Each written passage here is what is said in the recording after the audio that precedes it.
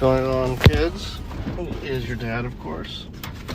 Just had kind of a busy morning, and it's Wednesday, the 9th, November 9th. Your mom has a birthday tomorrow, turning 43.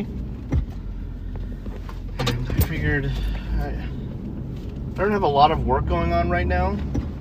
I mean, I do, but I'm going to work kind of late tonight anyways. So I thought maybe I will.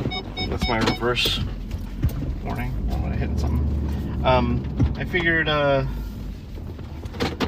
maybe I'll head to the church. I'll read the last few chapters of 2 Chronicles, and then I'll post them all. I have not posted any in a long time. I don't think I've posted the ending of 1 Chronicles or the beginning of 2nd. So I'm just gonna do a huge load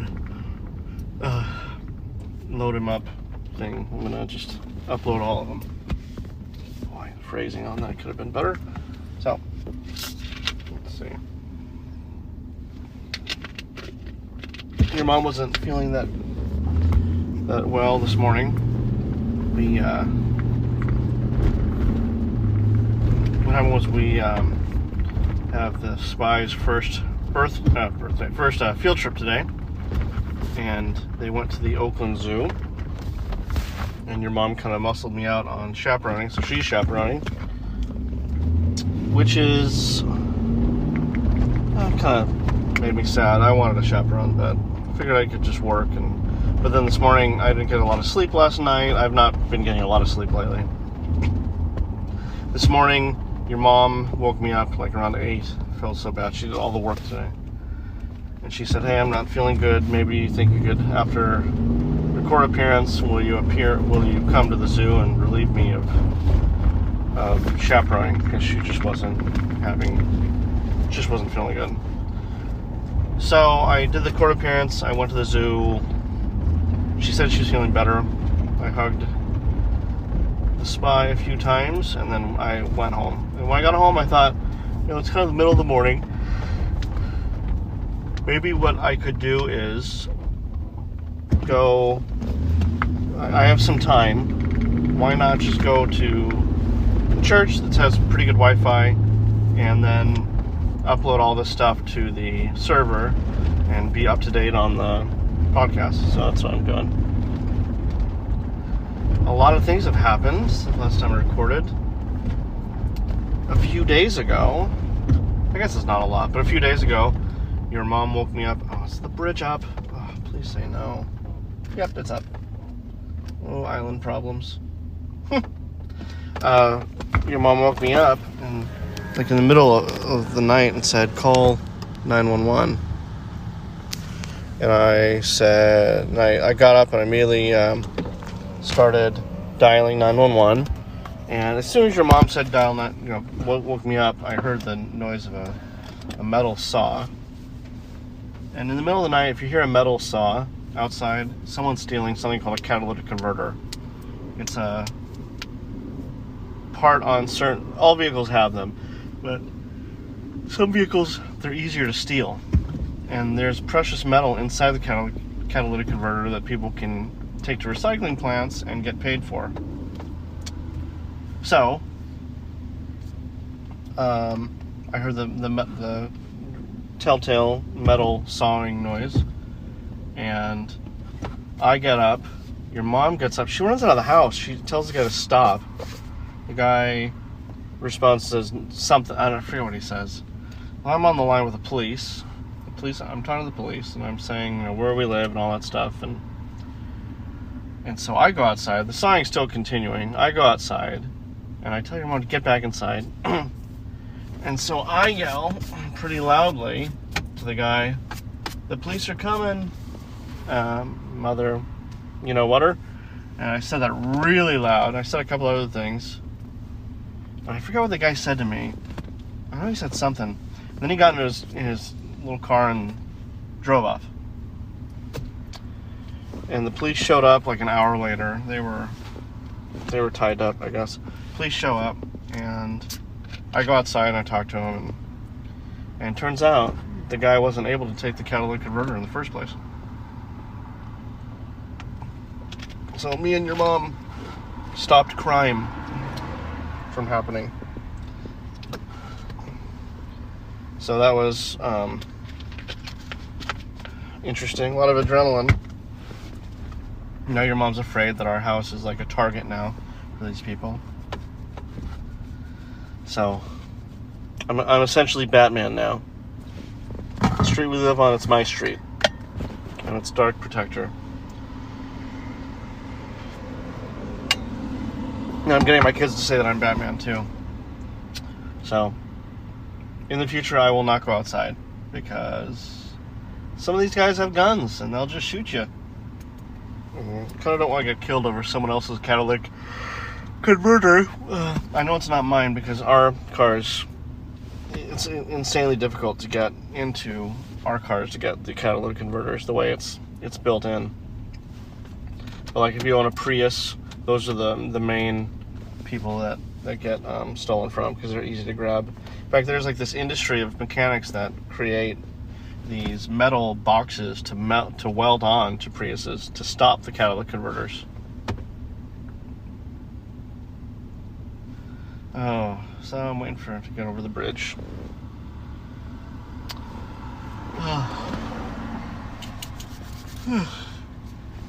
It's been cold lately, and our room is the coldest because all the windows are pretty much falling out of the frames.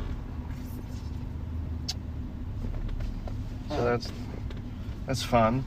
Luckily, we have an electric blanket.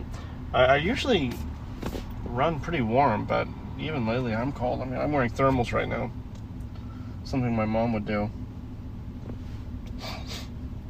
I mean, if I'm waiting, I might as well start reading. Let's see, 2 Chronicles.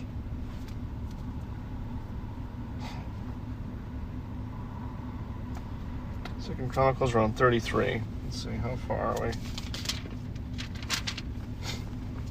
Actually, I'm tempted to read, but I'm like at a stoplight waiting for the bridge to go. Maybe I won't. So next is Ezra. I'm excited to start a new chapter. I really am. You know, I feel like what I've read so far is very important, but I'm kind of done hearing about like the kings of Israel. I want to hear other stories. Our Bible study just is about to finish 2 Peter. We did 1st and 2 Peter, we did Romans, and I think we're going to do Hosea next. I want to go into the Old Testament, read some of that. Just get a feel for it. See how, I don't know.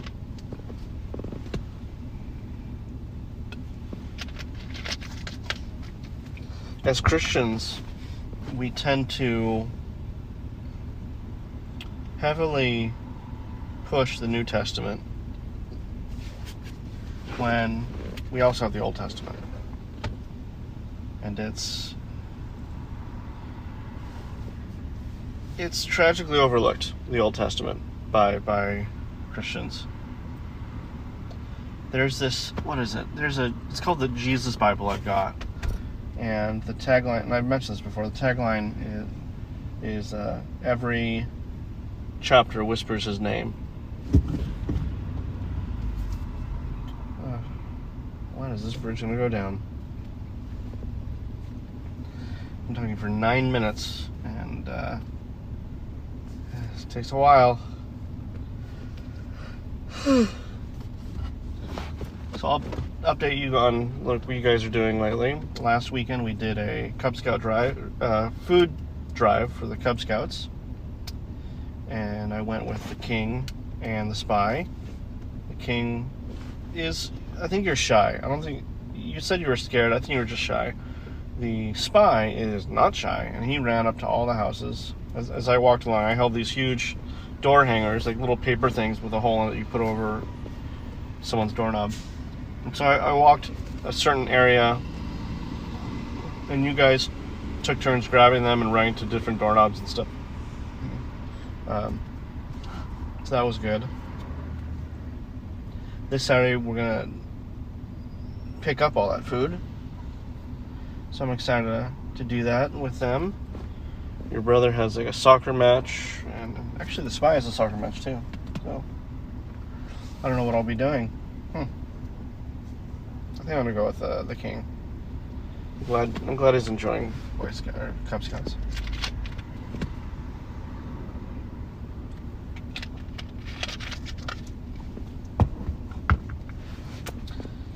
Oh, come on. This is so silly. I could have almost been at church by now. It takes about 15 minutes to get there. Been waiting for 10. Almost 11 minutes. Where are we? 10 or 11 minutes. A little crazy. I'm gonna put this on pause for a second. Okay, so it turns out the bridge was broken. Like even though the bridge went down, people still were waiting for the bridge for the gate to open so people could drive through, and the gate never opened. So I took the long way around. There's another bridge I took, and then I'm just turning to the church parking lot now. It's one heck of a journey. So I'm pulling in. They have a pretty good coffee shop here. We'll get some coffee, do a little reading, and try and upload all this stuff. I wish the trees in the church parking lot were larger, so there'd be better shade.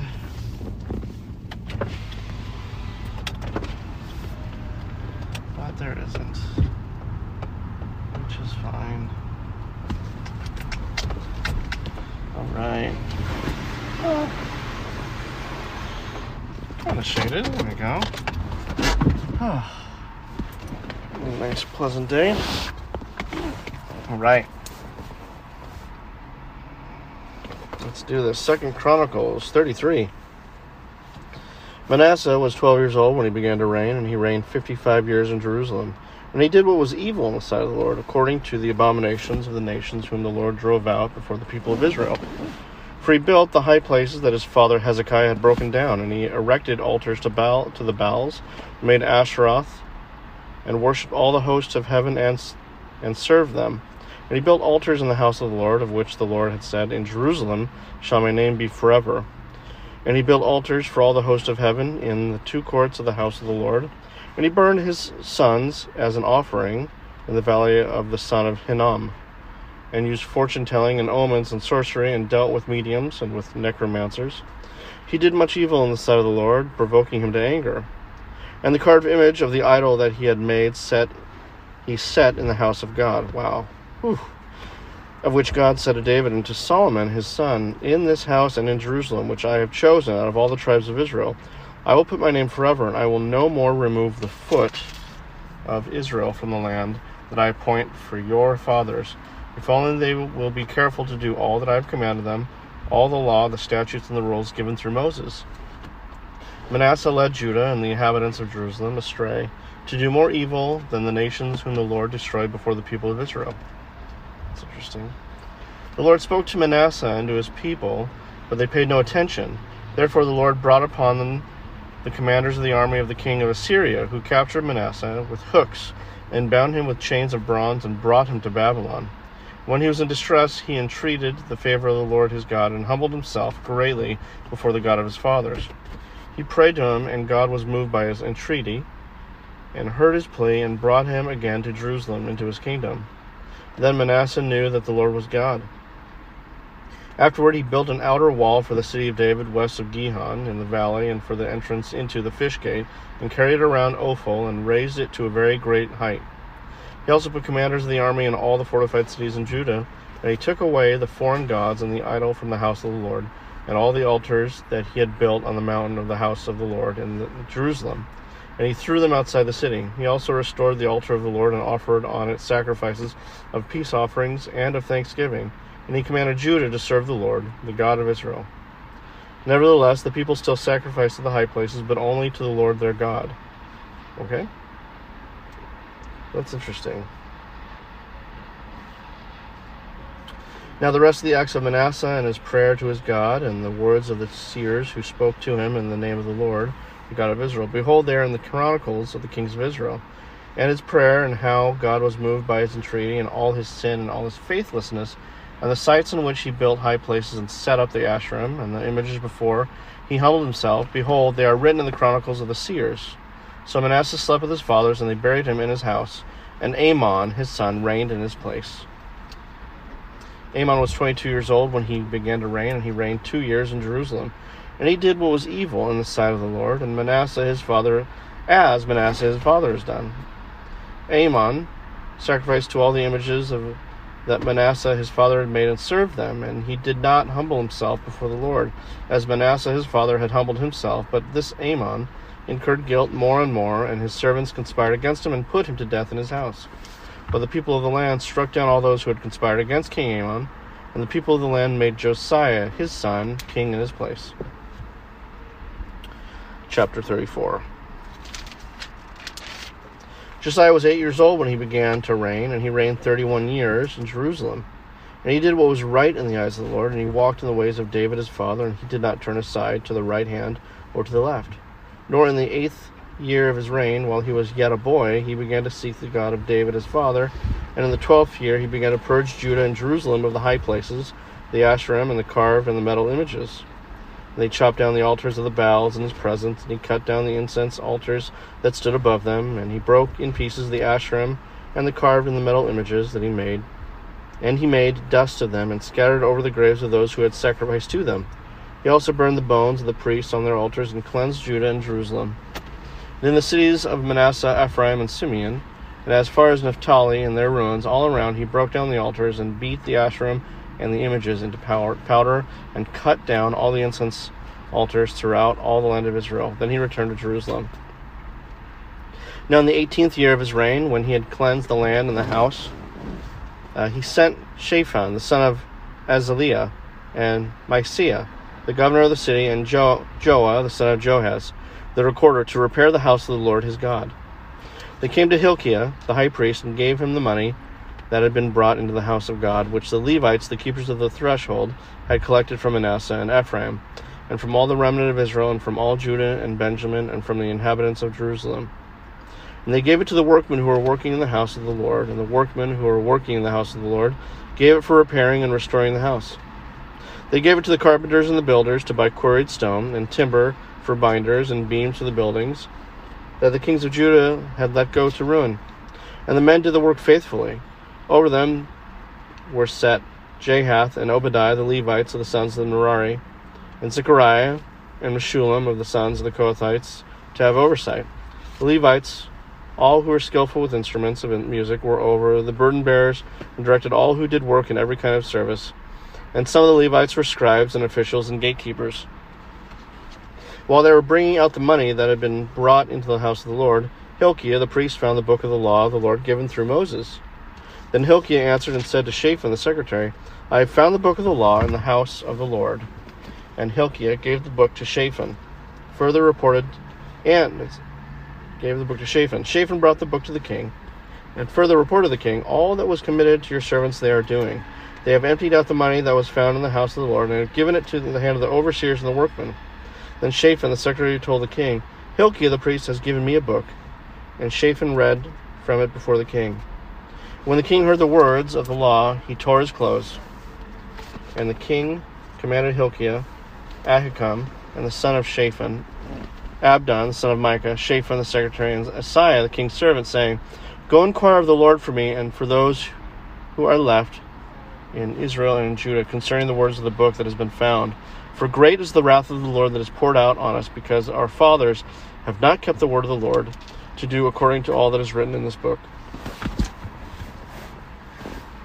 So Hilkiah and those whom the king had sent went to Huldah the prophetess, the wife of Shallum, the son of Tokath, son of Hazra, the keeper of the wardrobe. Now she lived in Jerusalem in the second quarter, and spoke to her to that effect. And she said to them, Thus says the Lord, the God of Israel, Tell the man who sent you to me, Thus says the Lord, Behold, I will bring disaster upon this place, and upon its inhabitants.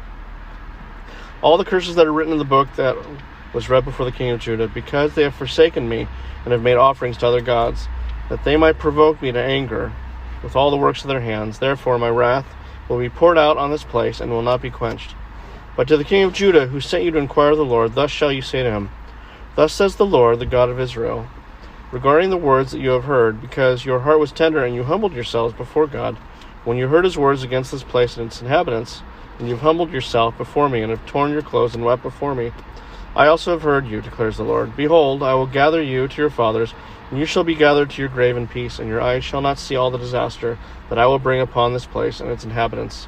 And they brought back word to the king. Then the king sent and gathered together all the elders of Judah and Jerusalem, and the king went up to the house of the Lord with all the men of Judah and the inhabitants of Jerusalem, and the priests and the Levites, all the people, both great and small, and he read in their hearing all the words of the book of the covenant that had been found in the house of the Lord. And the king stood in his place and made a covenant before the Lord to walk after the Lord, and to keep his commandments and his testimonies and his statutes with all his heart and all his soul, to perform the words of the covenant that were written in this book. Then he made all who were present in Jerusalem and in Benjamin join in it. And the inhabitants of Jerusalem did according to the covenant of God, the God of their fathers.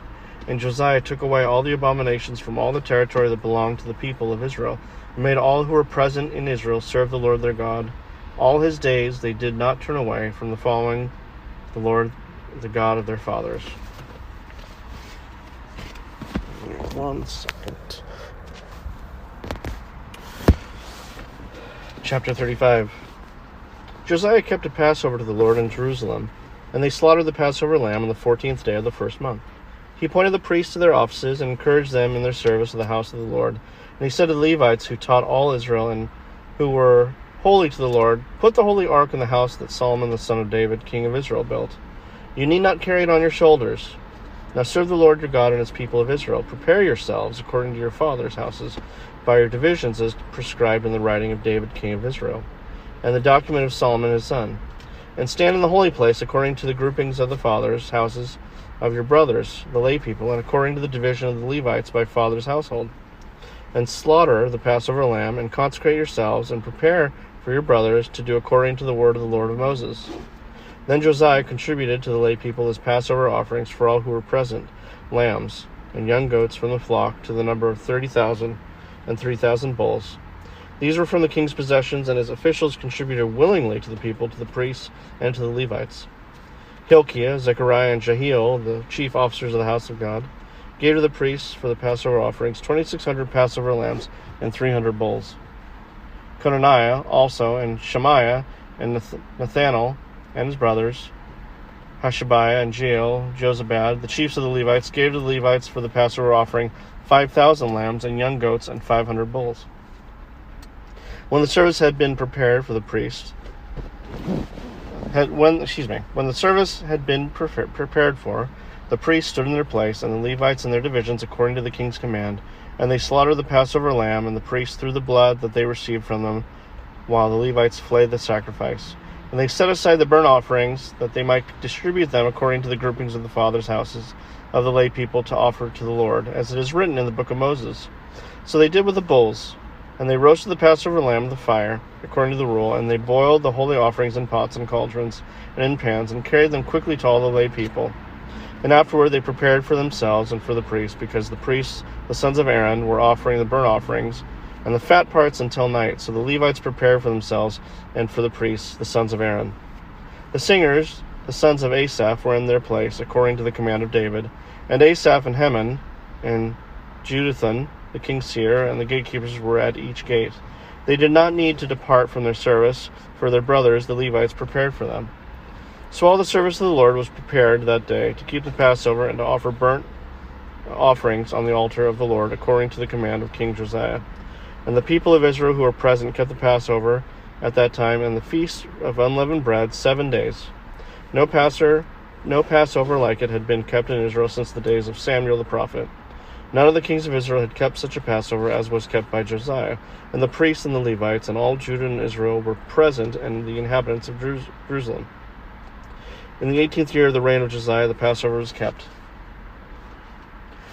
After all this, when Josiah had prepared the temple, Necho, king of Egypt, went up to fight at Carchemish on the Euphrates, and Josiah went out to meet him.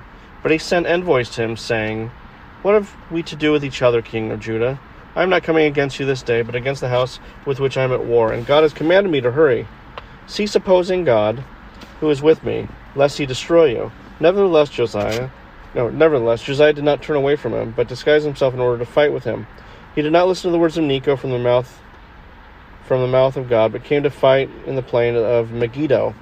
And the archers shot King Josiah, and the king said to his servants, "Take me away, for I am badly wounded." So his servants took him out of the chariot and carried him in a second chariot and brought him to Jerusalem. And he died and was buried in the tombs of his fathers. All Judah and Jerusalem mourned for Josiah. Jeremiah also uttered a lament for Josiah, and all the singing men and singing women have spoken of Josiah in their laments to this day. They made these a rule in Israel. Behold, they are written in the laments. Now the rest of the acts of Josiah and his good deeds, according to what is written in the law of the Lord, and his acts, first and last, behold, they are written in the books of the kings of Israel and Judah.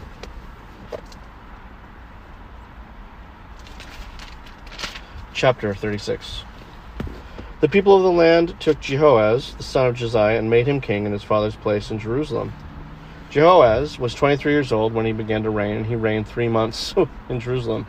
Then the king of Egypt deposed him in Jerusalem, and laid on the land a tribute of 100 talents of silver and a talent of gold. And the king of Egypt made Eliakim, the brother of king of Judah. And the king of Egypt made Eliakim, his brother, king of Judah in Jerusalem, and changed his name to Jehoiakim. But Necho took Jehoaz, his brother, and carried him to Egypt. Jehoiakim was 25 years old when he began to reign, and he reigned 11 years in Jerusalem. He did what was evil in the sight of the Lord his God. Against him came up Nebuchadnezzar, king of Babylon, and bound him in chains to take him to Babylon.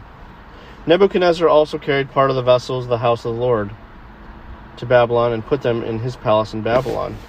Now the rest of the acts of Jehoiakim, and the abominations that he did, and what was found against him, behold, they are written in the book of the kings of Israel and Judah, and Jehoiakim his son reigned in his place. Jehoiakim was 18 years old when he became king, and he reigned 3 months and 10 days in Jerusalem. That's really specific. In the spring of the year of King Nebuchadnezzar sent and brought him to Babylon with the precious vessels of the house of the Lord, and made his brother Zedekiah king over Judah and Jerusalem. Zedekiah was 21 years old when he began to reign, and he reigned 11 years in Jerusalem. He did what was evil in the sight of the Lord his God. He did not humble himself before Jeremiah the prophet, who spoke from the mouth of the Lord. He also rebelled against King Nebuchadnezzar, who had made him swear by God. He stiffened his neck and hardened his heart against turning to the Lord, the God of Israel. All the officers of the priests and the people likewise were exceedingly unfaithful, following all the abominations of the nations. And they polluted the house of the Lord that he made holy in Jerusalem. The Lord, the God of their fathers, sent persistently to them by messengers, because he had compassion on his people and on his dwelling place. But they kept mocking the messengers of God, despising his words and scoffing at his prophets, until the wrath of the Lord rose against his people, until there was no remedy.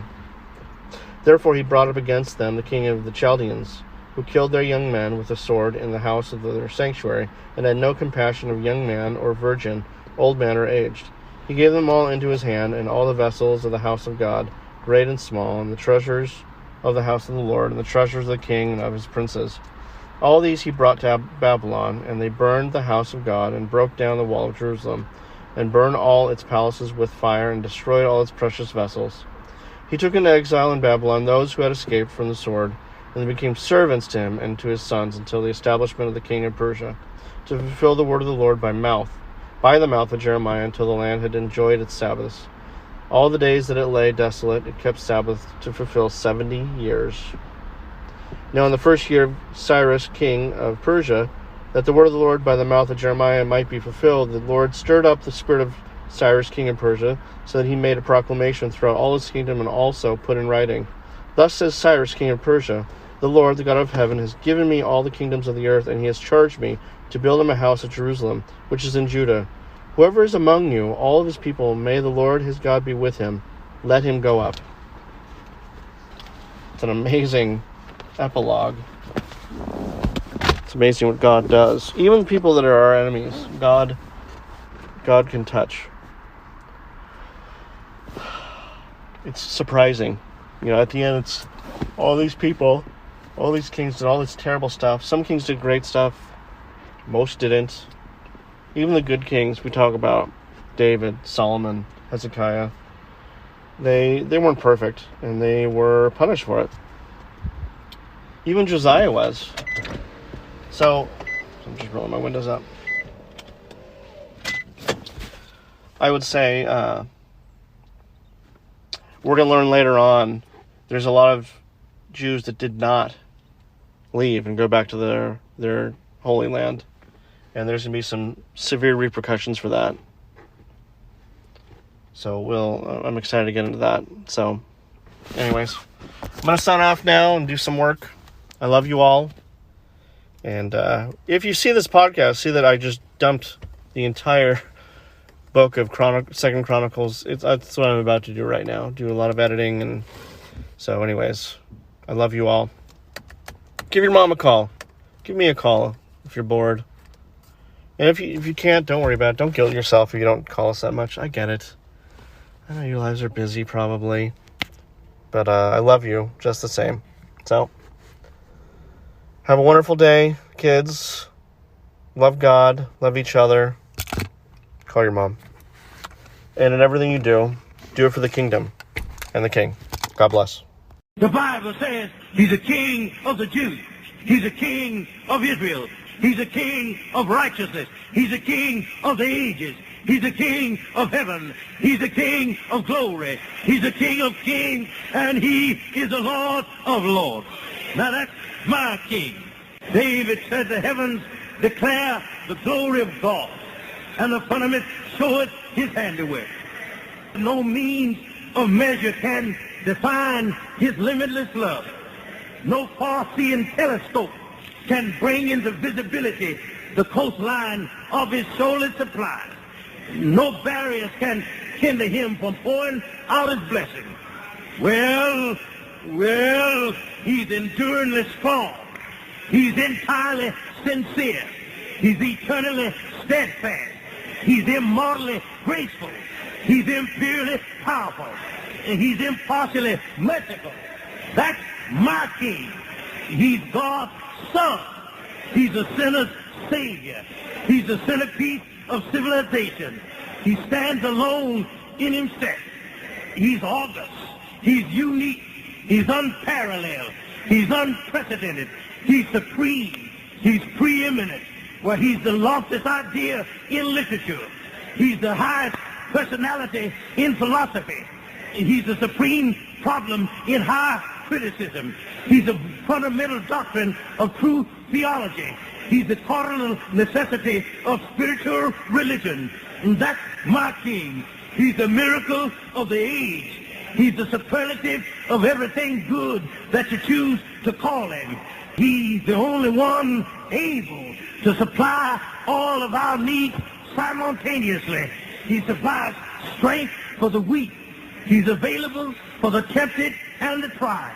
He sympathizes and he saves. He star guards and he guides. He heals the sick. He cleanses the lepers. He forgives sinners. He discharges debtors. And he delivers the captives. He defends the feeble. He blesses the young. He serves the unfortunate. He regards the aged. He rewards the diligent. And he beautifies the meek. Do you know him? Well, my king is a king of knowledge. He's a wellspring of wisdom. He's a doorway of deliverance. He's a pathway of peace. He's a roadway of righteousness. He's a highway of holiness. He's a gateway of glory. He's a master of the mighty. He's a captain of the conquerors. He's the head of the heroes. He's the leader of the legislators. He's the overseer of the overcomers. He's the governor of governors. He's the prince of princes. He's the king of kings. And he's the Lord of lords. That's my king. Yeah! Yeah! Yeah. That's my king. My king. Yeah. His office is manifold. His promise is sure. His life is matchless. His goodness is limitless. His mercy is everlasting. His love never changes. His word is enough. His grace is sufficient. His reign is righteous. his yoke is easy and his burden is light. Well, I wish I could describe him to you, but he's indescribable. He's indescribable. Yes. He's incomprehensible. He's invincible. He's irresistible. I'm trying to tell you, the heavens of heavens cannot contain him, let alone a man explaining him. You can't get him out of your mind. You can't get him off of your hand. You can't outlive him, and you can't live without him. Well, Pharisees couldn't stand him, but they found out they couldn't stop him. Pilate couldn't find any fault in him. The witnesses couldn't get their testimonies to agree. Herod couldn't kill him. Death couldn't handle him, and the grave couldn't hold him. That's my king. Yeah! He always has been, and he always will be. I'm talking about he had no predecessor, and he'll have no successor. There was nobody before him, and there'll be nobody after him. You can't impeach him, and he's not going to resign. That's my king.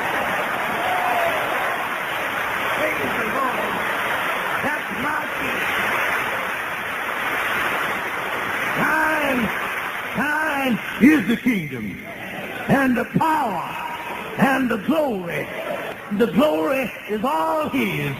Thine is the kingdom, and the power, and the glory, forever and ever and ever.